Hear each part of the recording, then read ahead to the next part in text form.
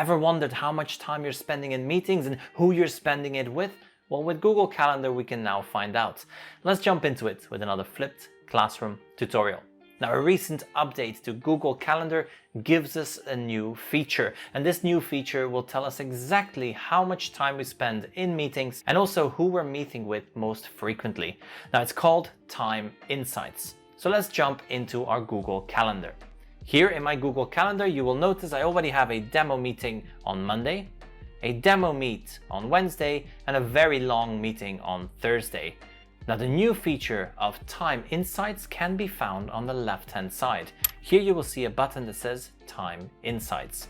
When I click on this, I get a breakdown of my average time in meetings this week. So you can see between the 19th and the 25th, I have an average of 3.3 hours in meetings. But what I can do is I can click on More Insights. So let's go ahead and do that. We're going to open up the insights, and now we get a breakdown of the complete time insights for Google Calendar. Do note that's for this account, this calendar. I have not opened up my other calendars. Each calendar will have their own time insights.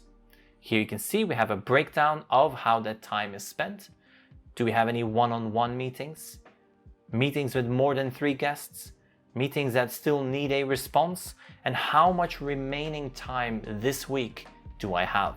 So for example, here, based on my working hours, there is 36 hours left in this work week. Now you can always adjust your working hours by clicking on that button. Let's go ahead and do that first. Going to adjust the working hours. This brings us into the settings, and let's adjust it. Let's say that we work from 9 a.m. till, let's change this to 4 p.m. So if we want to change it to 4 p.m., we can click on Copy to All. Every day we will now work till 4 p.m. Going back to the Time Insights, you will see the remaining time has been adjusted. We now have 31 hours left. Scrolling down, we will see more information about our time in meetings. Now, this demo account has had a very busy week. You can see that here, an average of 3.3 hours in meetings, and in the previous weeks has not been busy at all. You can also see a breakdown of the people that you meet with.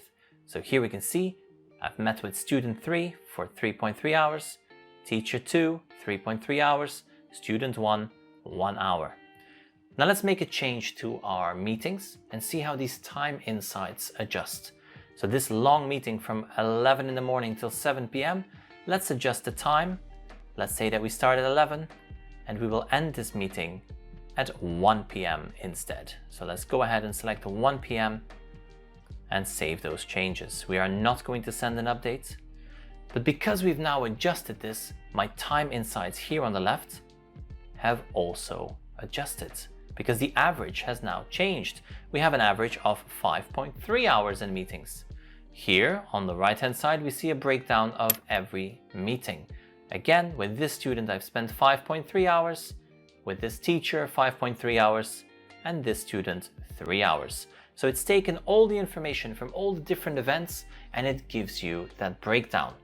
Now, as you continue to use your Google Calendar week after week, that average meeting time will adjust. But this is a great way of just keeping an eye on just how much time you spend in meetings and who you're meeting with. Now, I hope you found this helpful. If you did, let me know in that comment section below. What else would you like to see coming to these time insights? Is it something you can see yourself using, and what will you be using this for? Now, in terms of the wellness of our teachers and students, this can be a game changer. So make sure that you put your meetings, your lessons onto Google Calendar. That way you get a breakdown of how much time you're spending in those lessons, in those meetings, and who is also attending them. Now, if you want even more tips or tricks, you can always visit our website or become a channel member. Now, if you become a channel member, you'll also get access to a private Discord group and additional perks.